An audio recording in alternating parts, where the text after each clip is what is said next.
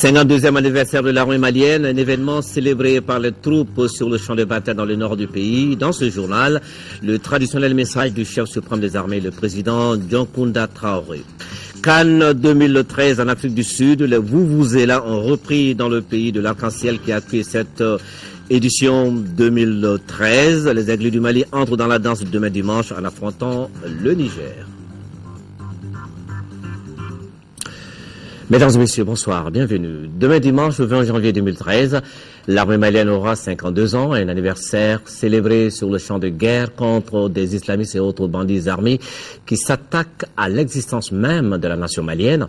À la veille de ce jour anniversaire, voici le traditionnel message à la nation du chef suprême des armées, le professeur Dioncounda Traoré.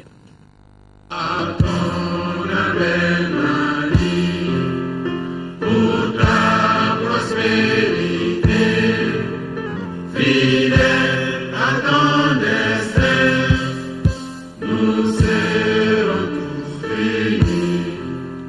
Un peuple, un but, une foi, pour une Afrique unie.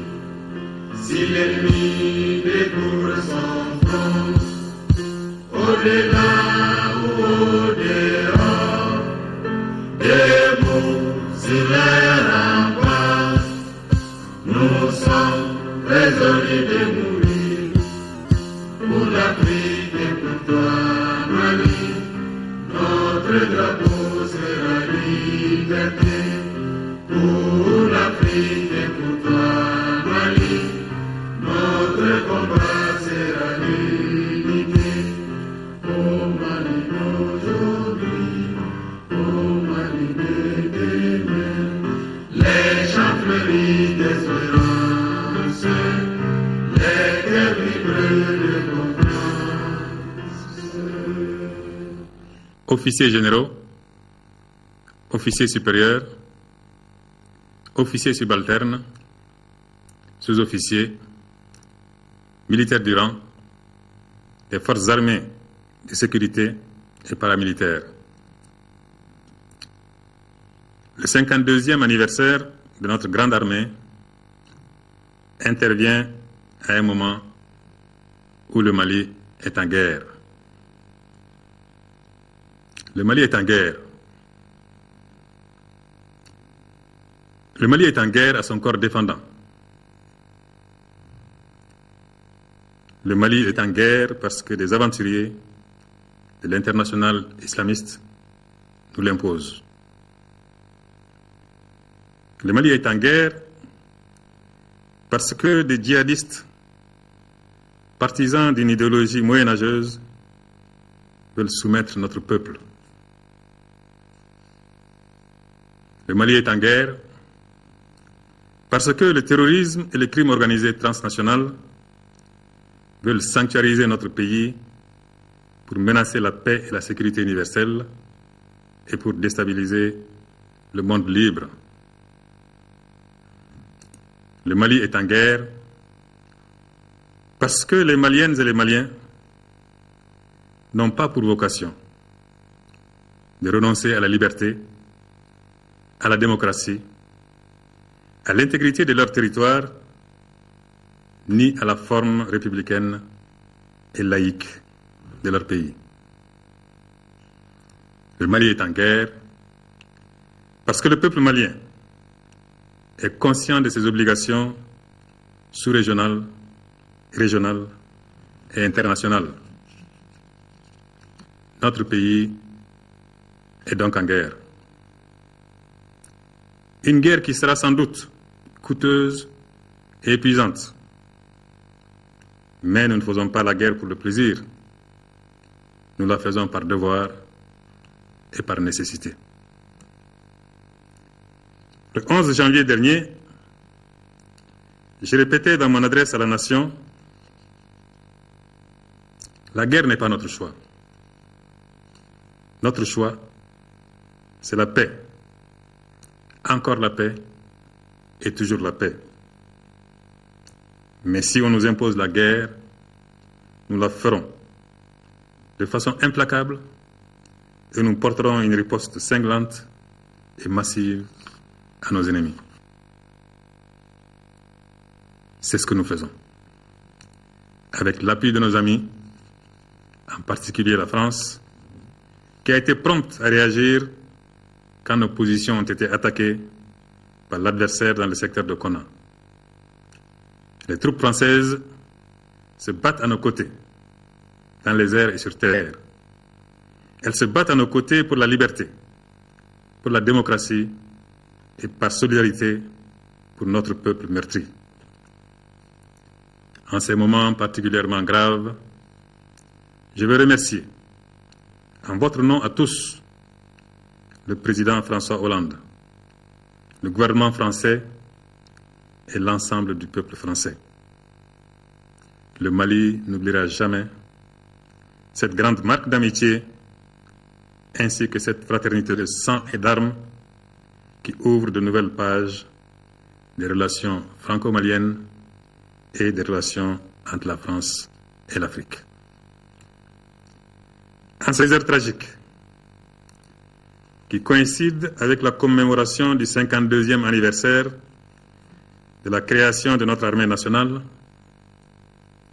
j'ai une pensée particulièrement émue pour ce jeune officier français, pilote chevronné, tombé sur le théâtre des opérations.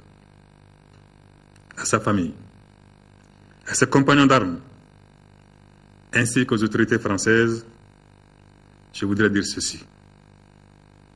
Le sacrifice du lieutenant Damien Boiteux ne sera pas vain.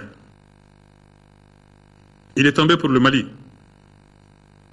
Il est mort pour la France. Il est mort en défendant la liberté, la démocratie. Il est mort en défendant le monde civilisé. L'idéal pour lequel le lieutenant Damien Boiteux a consenti le sacrifice ultime continuera d'être une source pour abreuver notre détermination à mettre hors d'état de nuire les ennemis de la liberté. Lieutenant Damien Boiteux, sachez que des dizaines de petits Damien Boiteux ont vu le jour au Mali depuis votre tragique disparition. Et ces petits Damiens qui vont se multiplier en progression arithmétique perpétueront votre nom à travers l'espace et à travers le temps jusqu'à la fin des jours. Par la même occasion, je voudrais m'incliner devant la mémoire de tous les soldats maliens morts au combat et présenter mes sincères condoléances à leurs familles. Ils sont tombés sur le champ d'honneur, ils sont tombés pour le Mali, ils sont tombés pour la mère patrie, qui leur sera à jamais reconnaissante. Aux blessés de guerre, qui sont dans nos différentes formations hospitalières, je souhaite un prompt rétablissement. J'exprime ma compassion de la nation face aux souffrances des populations victimes collatérales des opérations militaires en cours. Officiers généraux, officiers supérieurs, officiers subalternes, sous-officiers, soldats.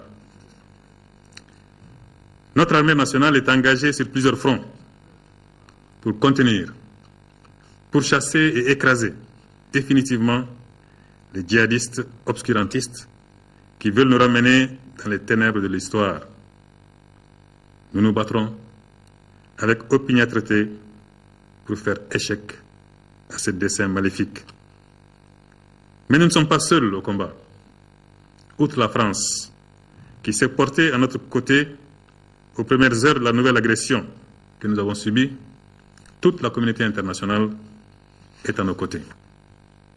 La liste est particulièrement longue des pays qui s'engagent à nous fournir, qui des troupes, qui de la logistique, qui du renseignement et d'autres types de soutien. Depuis 2 jours, nous avons commencé à accueillir les premiers contingents de la mission internationale de soutien au Mali, la MISMA, à qui je souhaite la plus fraternelle des bienvenues en territoire africain du Mali. Je vais exprimer la gratitude de mon pays à la CEDEAO, à l'Union africaine, à l'Union européenne, aux Nations unies, aux partenaires bilatéraux et multilatéraux pour leur engagement ferme et combien rassurant à nos côtés. Que l'ensemble des pays engagés dans la large coalition internationale contre Al-Qaïda et la nébuleuse criminelle qu'il satellise trouvent ici l'expression de notre profonde gratitude ainsi que notre reconnaissance sans borne. Chaque pays qui envoie des troupes au Mali, de la logistique ou quelque autre moyen que ce soit, tout en contribuant à dessiner les contours d'une victoire rapide, participe à l'avènement d'un espace sahélo-sahélien débarrassé du terrorisme, du narcotrafic et du crime organisé. Les événements de ces derniers mois ont montré à quel point il est indispensable de se doter d'une armée performante, républicaine et moderne. Avec courage et abnégation, nous avons engagé des réformes afin que nos forces de défense et de sécurité puissent jouer pleinement leur mission régalienne. C'est dans cet esprit qu'ont été adoptées de nombreuses mesures législatives et réglementaires. Ainsi, l'Assemblée nationale a voté plusieurs textes, dont la loi portant création du comité militaire de suivi des réformes des forces de défense et de sécurité.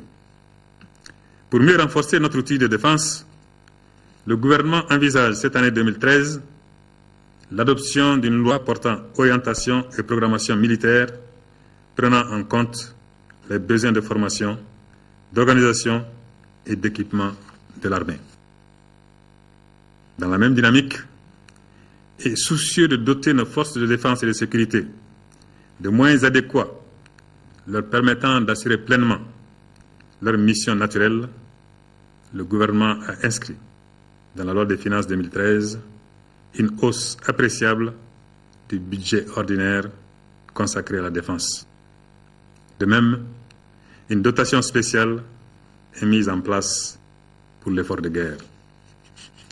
Le rééquipement et le réarmement moral passeront par les réformes appropriées des différents compartiments de nos forces armées. L'importante réforme que nous envisageons à partir de 2013 visera à moderniser et à accroître l'efficacité opérationnelle de nos forces de défense. Cette réforme est appelée à se poursuivre avec comme axe majeur la professionnalisation des effectifs, la modernisation des équipements et l'amélioration des conditions de vie et de travail des hommes. À ce propos, je voudrais saluer la générosité spontanée de nos compatriotes, qu'ils soient opérateurs économiques, cadres et agents des administrations d'État, des sociétés et entreprises publiques, parapubliques et privées, qui ont compris qu'en aidant l'armée nationale, c'est le pays tout entier qu'ils aident. J'encourage toutes les initiatives citoyennes qui sont de nature à accompagner la montée en puissance de nos forces armées et de défense. Qu'elles prennent la forme du don du sang, des dons en nature et en espèces, ou même sous forme d'expression artistique, culturelle ou sportive.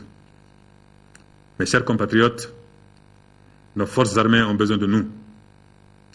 Elles ont besoin de nous sentir à chaque instant à leur côté. Elles ont besoin de notre soutien permanent et de notre solidarité sans faille. Cette union sacrée, que je ne cesse d'appeler de mes vœux, nous la leur devons. Nous la leur devons parce que nous sommes des patriotes. Nous la leur devons parce que eux ont choisi de donner leur vie pour nous tous. Unissons-nous comme un seul homme autour de nos vaillants soldats. Aidons-les. Aidons-les par tous les moyens. Et pendant la reconquête du Nord, quand le hasard des combats les conduiront dans vos villages ou dans vos villes, donnez-leur à boire. Donnez-leur à manger, car pour vous libérer, ils n'auront pas eu parfois le loisir de boire suffisamment ou de manger à leur faim. Nos forces engagées au front ont besoin de nos prières et de nos bénédictions.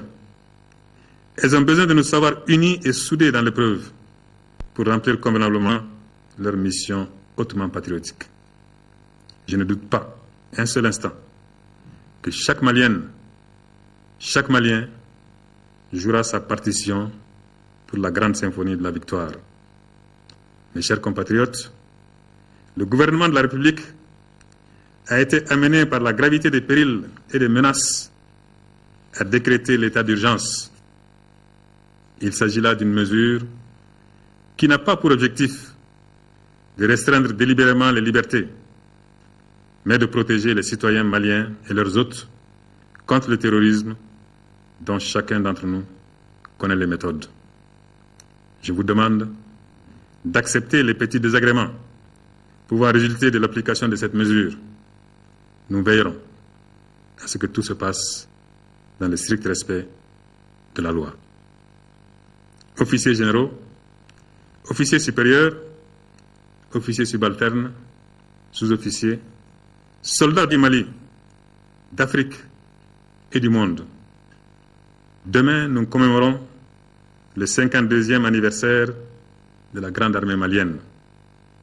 Puisse ce jour marquer le début d'une épopée glorieuse pendant laquelle vous écrirez quelques-unes des plus belles pages de l'histoire universelle. Cette guerre, vous la gagnerez. Nous la gagnerons ensemble, au nom de la civilisation et de la démocratie. Tous ensemble, vers Gao, Tombouctou et Kidal. Que Dieu vous protège et vous bénisse. À ton belle Mali, pour ta prospérité, fidèle à ton destin, nous serons tous réunis. Un peu, un but, une fois, pour une Afrique unie.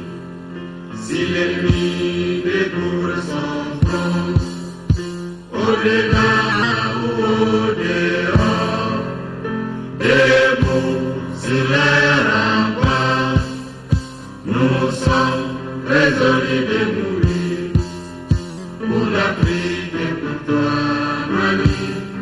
Notre drapeau sera liberté pour l'Afrique et pour toi, Mali. Notre combat sera l'unité.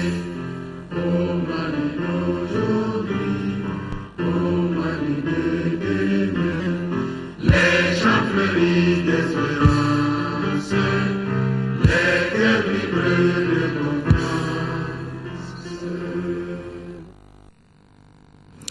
Voilà, c'était l'adresse à la nation du président de la République par intérim à l'occasion du 52e anniversaire de l'armée malienne. Anniversaire célébré demain, dimanche 20 janvier 2013, le professeur Dioncounda Traoré, et qui a pris part aujourd'hui à Abidjan au sommet extraordinaire des chefs d'État et du gouvernement de la CEDEAO, un sommet et qui portait justement sur la crise de sécurité au Mali. Nous y reviendrons en image avec nos envoyés spéciaux à Abidjan, Mahamadou Koné et Idrissa Traoré.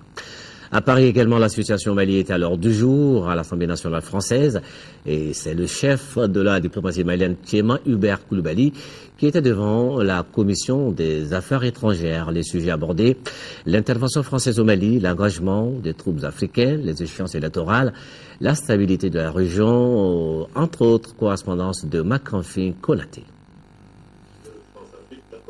Pendant 90 minutes, le ministre Thiéma Coulibaly va apporter des réponses à toutes les questions posées par les députés français.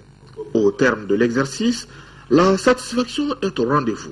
J'ai appris un certain nombre de de choses qui me sont utiles pour mieux comprendre la situation actuelle du Mali. Je dois dire que cette approche a été très émouvante parce que j'ai senti dans la personne de Monsieur le ministre des Affaires étrangères quelqu'un de profond, quelqu'un de sensible et quelqu'un d'attaché à son pays et attaché à sa fonction. Et je crois qu'il va vraiment séduire l'auditoire parce qu'il nous a montré un certain nombre de réalités qu'il était nécessaire de bien préciser. François L'Oncle précise que les députés se doivent de poser toutes les questions lorsque la France s'engage dans une opération militaire à plusieurs inconnus. Nous sommes parfaitement légitimes à poser toutes les questions. Et le ministre Koulibaly a été remarquable, très émouvant. Il nous a aussi rassurés sur l'apport de plus en plus important des pays alentours qui vont nourrir la force africaine, la MISMA de la CEDEAO. Et donc là-dessus, nous avons un certain nombre de réponses très positives qui vont, à mon avis, conduire la représentation parlementaire à soutenir complètement l'intervention française. Mission réussie à 100% pour le ministre Tcheman Koulibaly. Les députés français ont accordé leur soutien unanime à l'intervention militaire de la France en République du Mali. Oui, le professeur Dioncounda Traoré qui a donc pris part aujourd'hui à Abidjan au sommet extraordinaire des chefs d'État et de gouvernement de la CEDEAO. Un rendez-vous essentiellement dominé par la crise sécuritaire au Mali. À l'issue des travaux, en début de soirée, les chefs d'État ont promis une mobilisation générale pour préserver l'intégrité territoriale du Mali. Nos envoyés spéciaux à Abidjan, Mahamadou Koné et Idrissa Traoré. L'urgence est militaire. Cette phrase lancée par le ministre français des Affaires étrangères à l'ouverture du sommet extraordinaire de la CEDEAO résume la volonté de la communauté internationale de neutraliser complètement les groupes armés de terroristes et de narcotrafiquants opérant au Mali et dans le Sahel.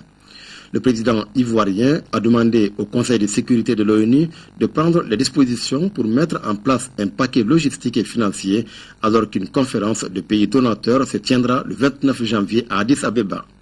Tout doit être mis en œuvre pour mettre un terme aux activités du consortium de narcotrafiquants et autres terroristes de tous genres. L'intervention militaire et le cours actuel des événements au Mali nous ont été imposés au moment où tous nos efforts étaient tournés vers une solution politique entre les parties maliennes dans le cadre des discussions de Ouagadougou, d'Alger et de la résolution 2085 du Conseil de sécurité des Nations Unies.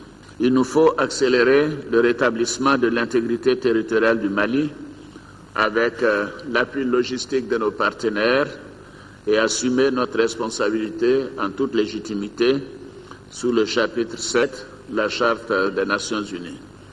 C'est pourquoi je me félicite du déploiement rapide de nos forces armées en dépit des contraintes logistiques. Et je remercie la contribution inestimable de nos partenaires européens à titre bilatéral et dans le cadre de l'Union européenne. Mes remerciements vont également à l'endroit des États-Unis et du Canada qui ont décidé de s'engager auprès de la France pour renforcer le dispositif de la mission internationale de soutien au Mali, la MISMA.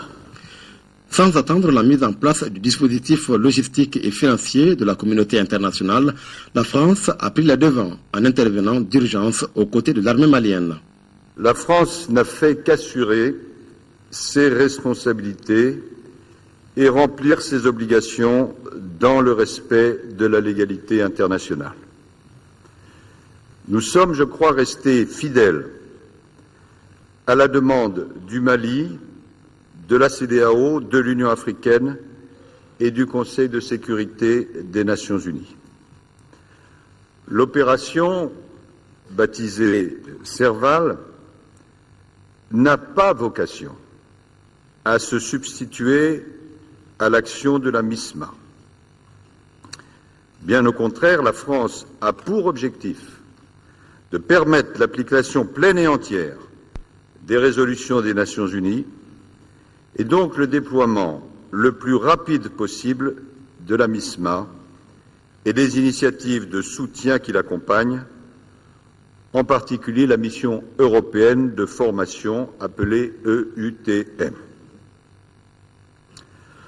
En attendant que la force africaine se déploie le plus vite possible, et c'est l'objet de notre réunion, l'armée française aide l'armée malienne à arrêter l'offensive des terroristes et elle s'attache à affaiblir leur potentiel, notamment en visant leurs bases logistiques. Nous avons prévu à terme d'engager environ 2500 de nos soldats. Les sorts étant liés et les destins communs, il ne reste plus qu'à agir ensemble, comme l'a fait comprendre le président de la commission de la CEDEAO, Kadri Désiré Ouédraogo. C'est pourquoi d'autres pays non membres de la CEDEAO ont décidé d'envoyer des troupes, comme le Tchad, avec ses 2000 hommes. Les troupes étrangères qui se positionnent à Bamako en attendant leur déploiement au nord du Mali, le Premier ministre Django Sissoko a rendu visite ce matin aux soldats togolais, béninois et nigérians qui sont basés respectivement à l'école de gendarmerie et à la base 101 de Sénou. Ils sont engagés dans le cadre de la MISMA, la mission internationale de soutien pour le Mali. Les forces étrangères ont rassuré le chef du gouvernement sur leur détermination à mener avec efficacité mais également avec professionnalisme la reconquête de l'intégrité territoriale du Mali, un reportage de Bourama Traoré. 9h27 ce samedi, le Premier ministre Django Sissoko arrive à l'école de gendarmerie nationale à Faladje. Une visite aux soldats étrangers engagés dans la guerre contre les djihadistes qui occupent le nord du Mali. Ici sont basés les contingents du Togo et du Bénin. Après la revue des troupes, le chef du gouvernement a assisté à l'exécution de la chorale du bataillon togolais. Nous serons là pour le Togo, pour le Mali, nous serons là, nous serons là. Nous traquerons dans notre course les hors-la-loi, les délinquants, les hors-la-loi. À l'image de cette chorale, les militaires togolais et béninois se disent déterminés à appuyer efficacement l'armée malienne dans la reconquête des territoires du Nord. Pour eux, 1 centimètre du Mali ne restera pas sous le contrôle des terroristes. Il n'est pas question que quelques extrémistes à caractère religieux, ethnique ou autre viennent violer cette intégrité territoriale et de surcroît bouleverser la stabilité que nous connaissons à ce pays dans un passé récent. Nous sommes prêts, Excellence, Monsieur le Premier ministre, à accomplir la mission qui nous sera confiée et promettant de le faire avec détermination, valeur et discipline. Même engagement du côté des troupes nigérianes auxquelles le Premier ministre a rendu visite. Elles sont cantonnées à la base 101 de Sénou. Ici, on attend seulement les feux verts pour monter au front. Selon le commandant du bataillon nigérian, la sécurité dans la région se joue désormais au Mali. Cette prise de conscience du défi à relever rassure le chef du gouvernement. Votre engagement auprès de vos frères du Mali qui vous ont accueillis, dont vous avez apprécié la chaleur de l'accueil. Vous êtes avec eux et ils seront attentifs à toutes vos préoccupations pendant tout votre séjour au Mali. À quelques mètres de là, le Premier ministre a visité une partie de l'arsenal militaire des soldats français à l'aéroport international de Bamako-Sénou. Ici sont stationnés des hélicoptères de combat, véritables machines de guerre qui se distinguent par leur précision et leur puissance de frappe. Le chef du gouvernement a eu droit à une explication détaillée sur les engins. Après sa rencontre avec les éléments de la MISMA, le Premier ministre Django Sissoko est allé voir la quarantaine de militaires maliens blessés de guerre. Ces malades sont reçus au niveau de 4 structures sanitaires, dont l'hôpital du Mali et la polyclinique des armées de Kati. À eux, le Premier ministre a exprimé tout le soutien du gouvernement de transition avant de remettre une enveloppe au ministre de la Santé pour la prise en charge des patients. Nous retrouvons le reportage de Bourama Traoré. C'est une journée du samedi bien remplie pour le Premier ministre Django Sissoko. Après la visite aux soldats étrangers, le chef du gouvernement s'est rendu au chevet des militaires maliens blessés de guerre. Par cette visite, le Premier ministre a voulu leur réaffirmer la reconnaissance et le soutien total du peuple malien. J'ai tenu à m'enquérir de leur état de santé et les saluer et les féliciter surtout pour leur engagement à défendre notre pays, la patrie commune. Je leur ai surtout dit que le sacrifice qu'ils consentent ainsi est apprécié à sa juste valeur. Les militaires blessés de guerre sont répartis entre 4 structures hospitalières de Bamako et de Kati selon les cas. Au total, ils sont une quarantaine de personnes. Ces soldats qui se sont farouchement battus pour sauver la patrie n'aspirent qu'à une seule chose, que le Mali recouvre rapidement son unité territoriale. Et les visiteurs du jour ne doutent point de l'atteinte de cet objectif commun. Les choses sont allées plus vite que prévu.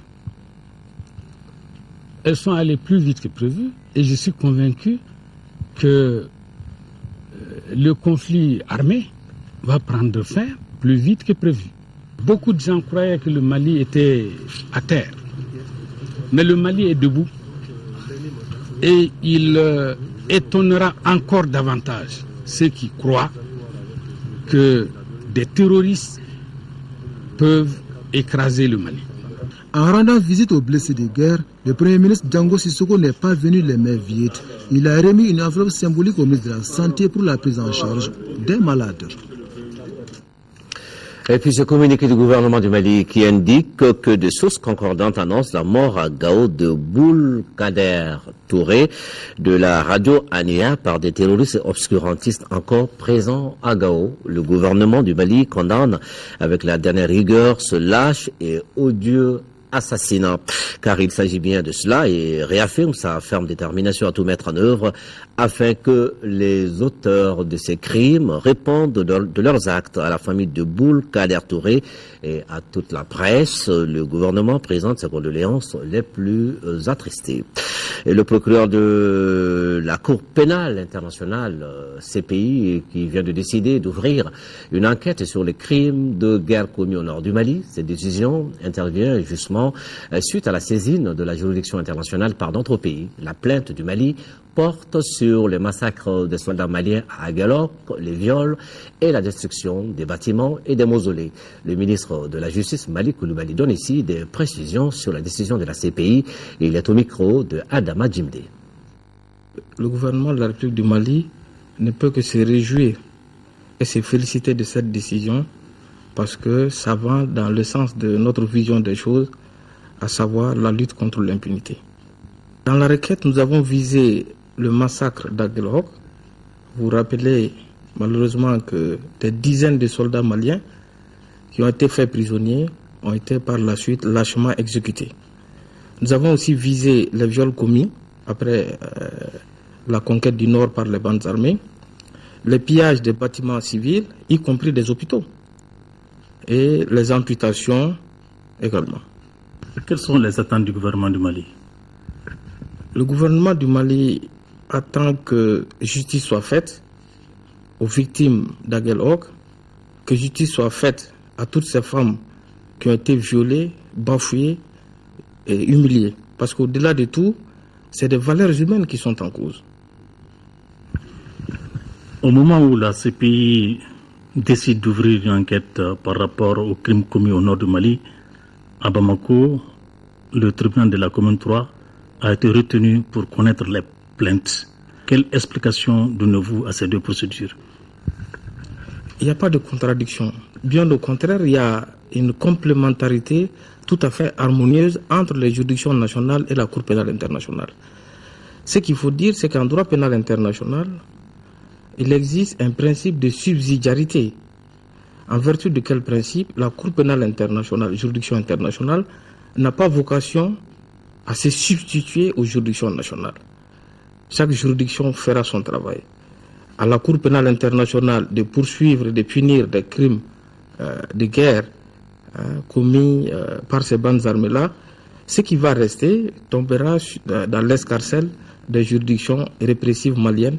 Au Mali aujourd'hui, je voudrais dire au colonel Didier Dako, mon colonel, le Mali vous regarde, dites à vos hommes que vous êtes sa fierté.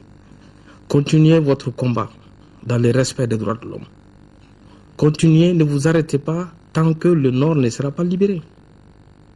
Au peuple malien, je voudrais dire que le Mali n'est pas en guerre contre une ethnie.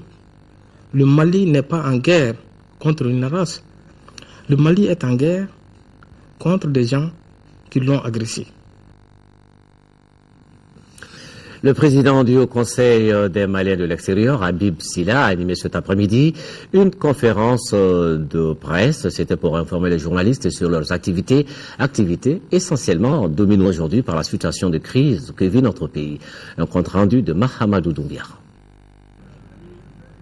Pour aider nos forces armées de sécurité pour la reconquête des régions du Nord, le président du Haut Conseil des Maliens de l'extérieur, Habib Silla, a déjà offert 100 millions de francs CFA.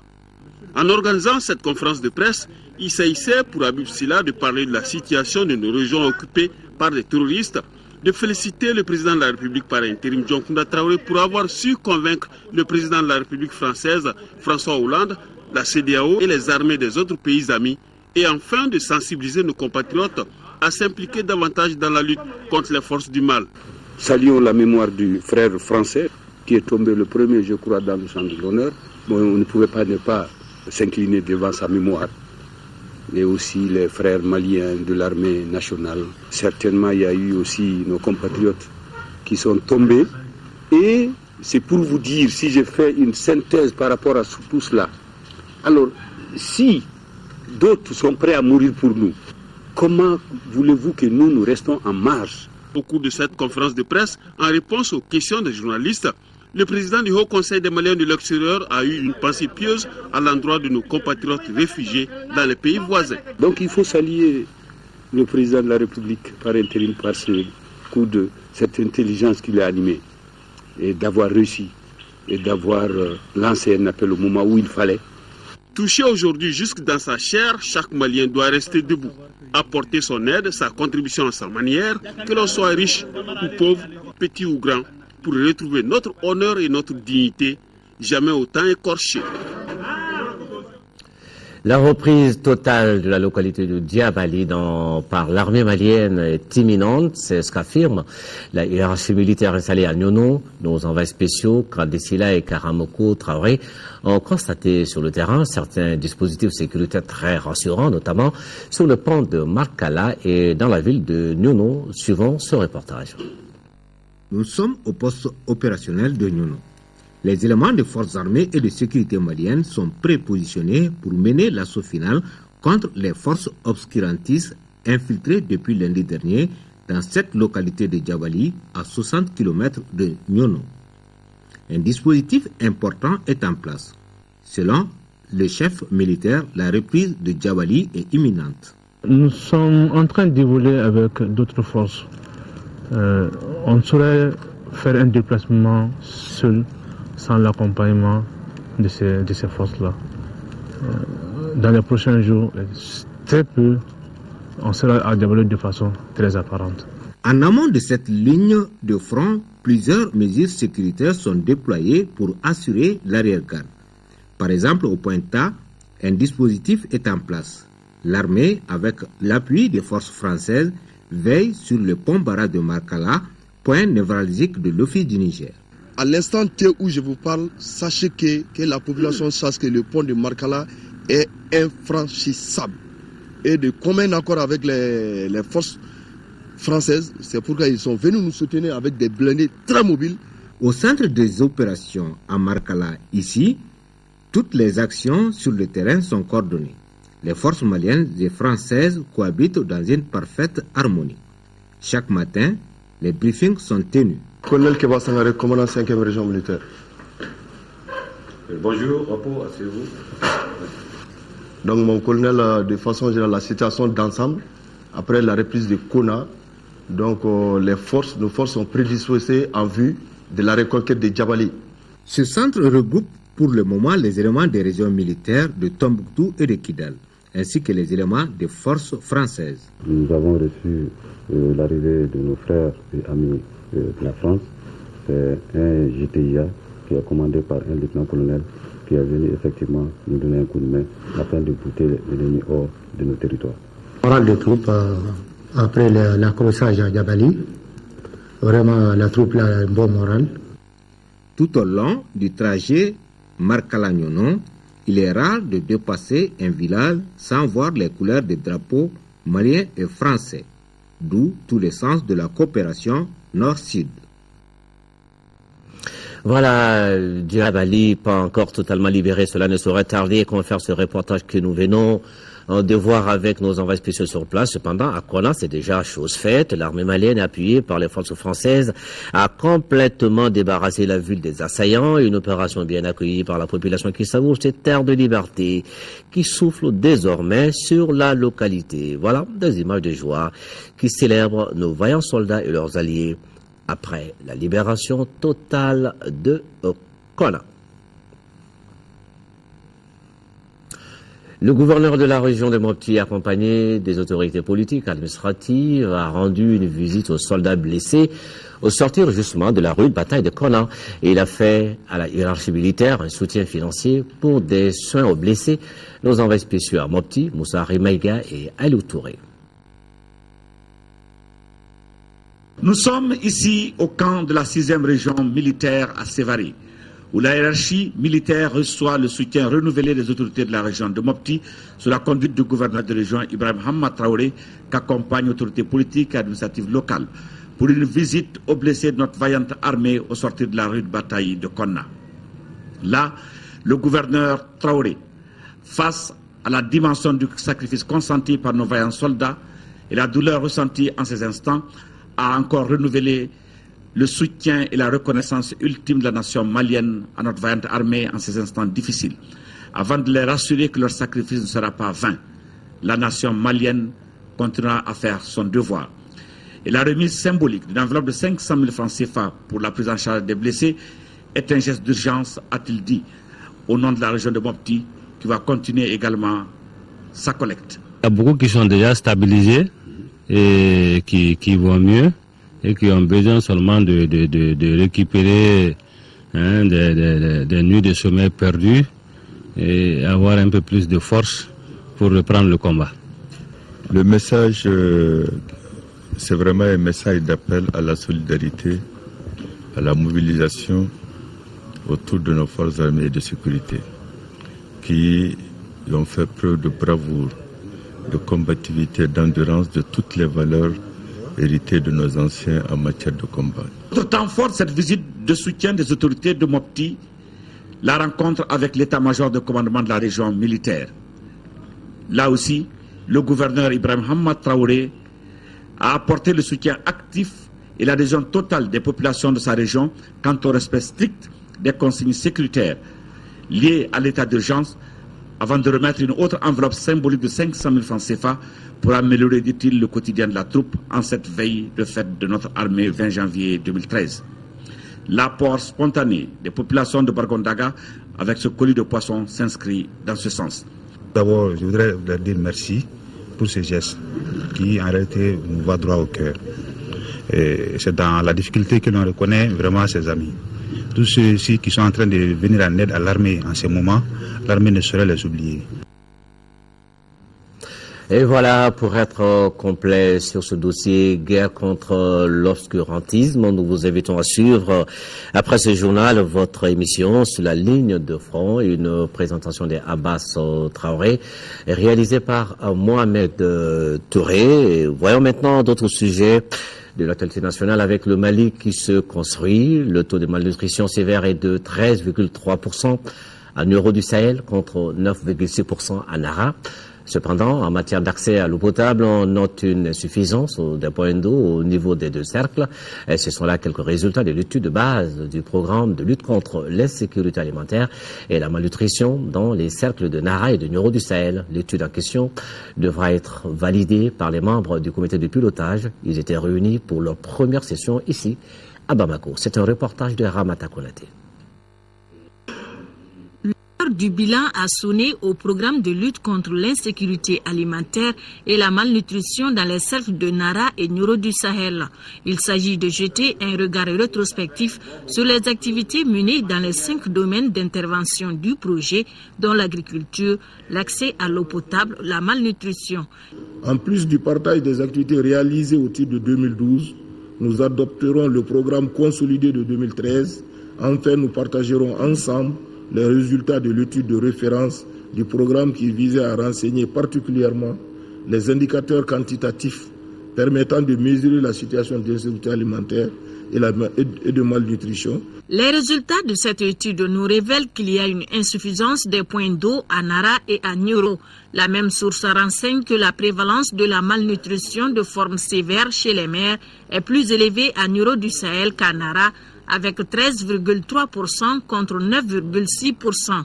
Selon les initiateurs, l'objectif de cette étude est clair. Finalement, on peut mettre, disons, les termes de base de ce programme et qui nous permettra de suivre les actions dans les années qui vont venir. Nous vous remercions pour les recommandations et pour la mise en œuvre après. À titre de rappel, le programme de lutte contre l'insécurité alimentaire et la malnutrition à Nara et à Nioro du Sahel a une durée de 5 ans. La mise en œuvre de ce programme va coûter près de 10 milliards de francs CFA. Sa coordination technique est assurée par la FAO. Le Fonds de développement en zone sahélienne Folesa qui a tenu hier la 4e session de son comité national d'orientation.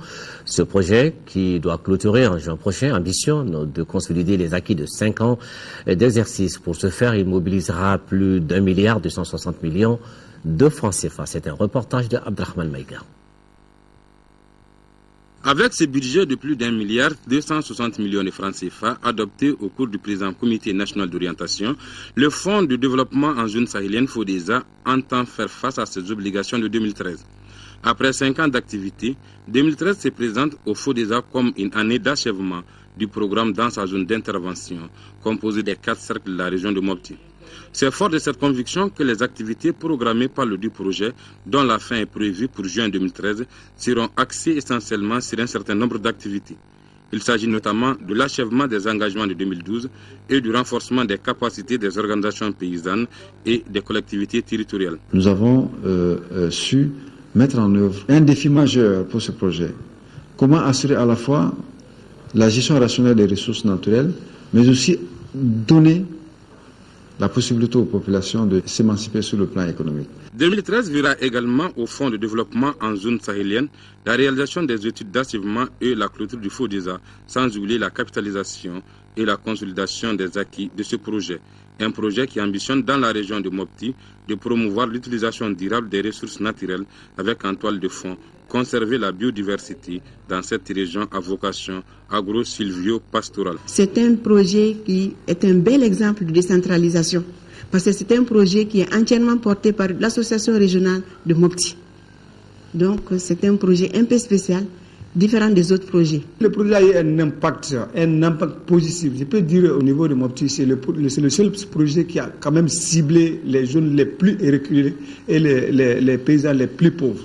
Autre action non moins importante prévue en 2013 par le FODESA, ce sont entre autres la finalisation du système d'information géographique unifié du Delta, l'élaboration et la diffusion des fiches techniques sur les avantages du projet et enfin la réalisation des enquêtes d'évaluation partielle des fins de projet. 400 agents de la police, de la gendarmerie et de la garde nationale ont parcouru hier la ville de Bamako à la recherche de personnes suspectes. Cette opération appelée patrouille de grande envergure vise à sécuriser la population paisible et leurs biens. Un reportage de Tiemoko Sagara. Pour cette patrouille de grande envergure, les forces de sécurité ont mobilisé 30 véhicules et 400 agents de la police, de la gendarmerie et de la garde nationale. Ils ont pour mission de sillonner tous les endroits suspects de Bamako à la recherche des personnes mal intentionnées. Aucun véhicule, aucune personne ne sera épargnée par cette opération qui a démarré à 22 h pour prendre fin à 6 h du matin. Cette patrouille d'envergure au cours de laquelle vous allez procéder aux interpellations des personnes suspectes, à la vérification des véhicules suspects.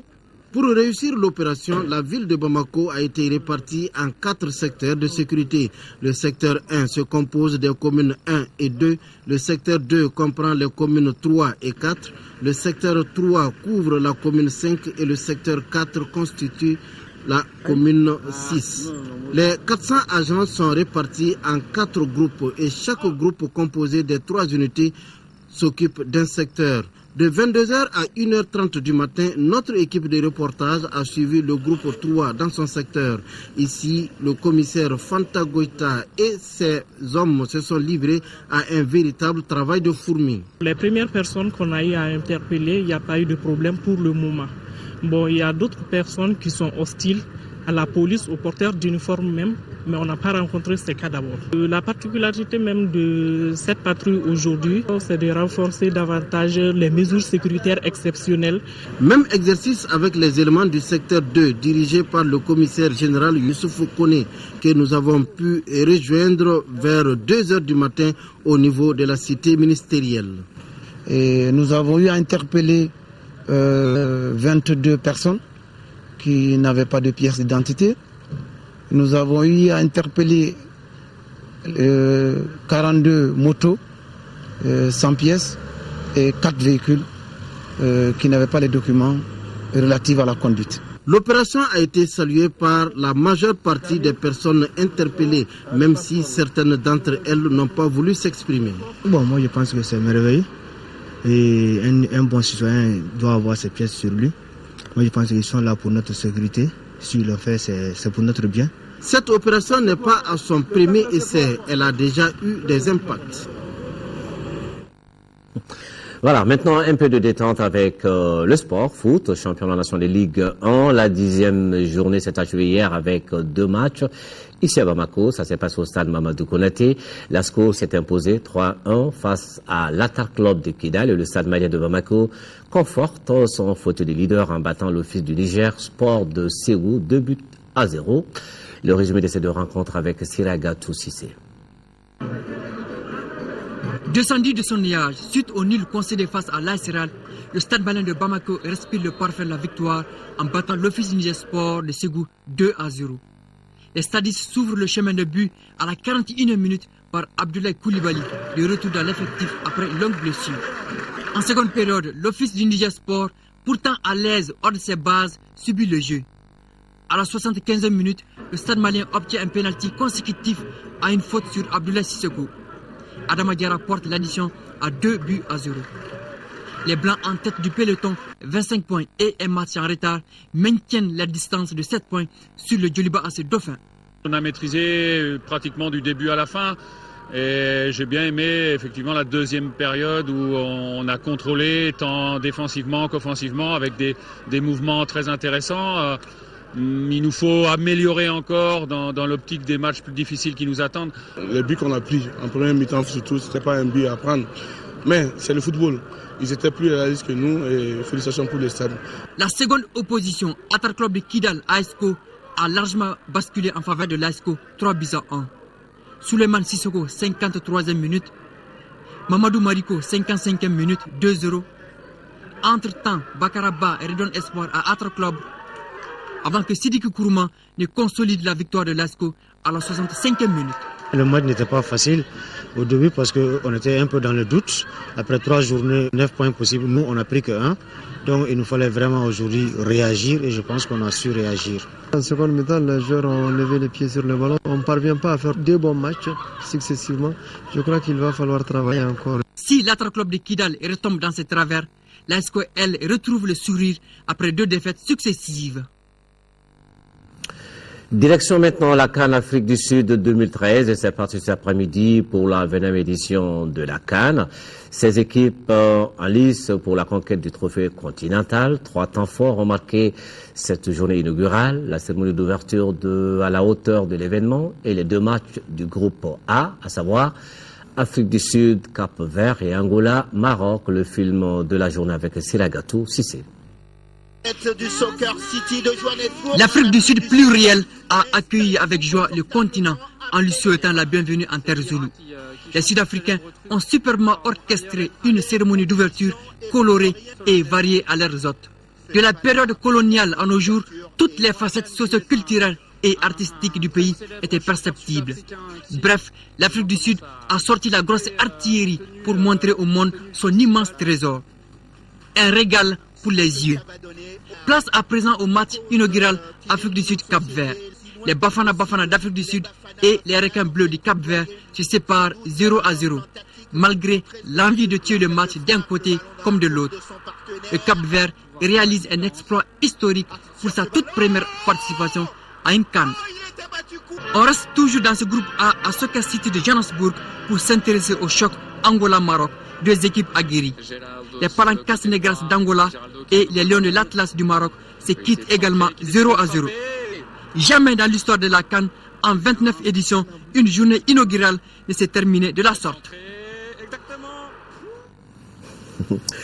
Les Vuvuzela ont donc repris aujourd'hui avec l'ouverture de la 29e Coupe d'Afrique des Nations. Les Aigles du Mali, eux, font leur première sortie demain dimanche.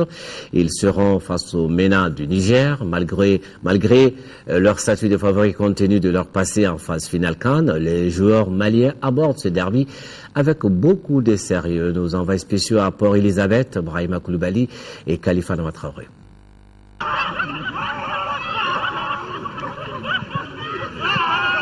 C'est dans la très bonne ambiance que les Aigles du Mali peaufinent les derniers réglages en vue de la CAN 2013.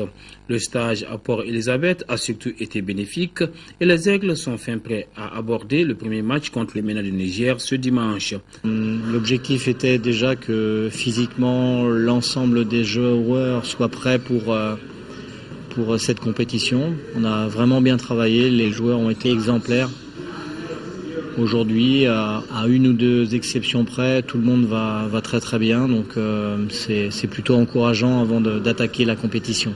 Modibo Maïga est un petit peu malade depuis cet après-midi et Sambasso a un petit peu mal à une cuisse depuis hier, mais rien de très méchant, en tout cas on pourra compter sur eux très rapidement. Les différents ateliers de l'avant-veille du match ont mis en compétition les anciens et les jeunes et les succès sont célébrés avec triomphe. Ayant connu les pressions d'un premier match d'un grand tournoi, Mohamed Lamine Sissoko et Seydou Keïta restent prudents et ne minimisent pas le Niger.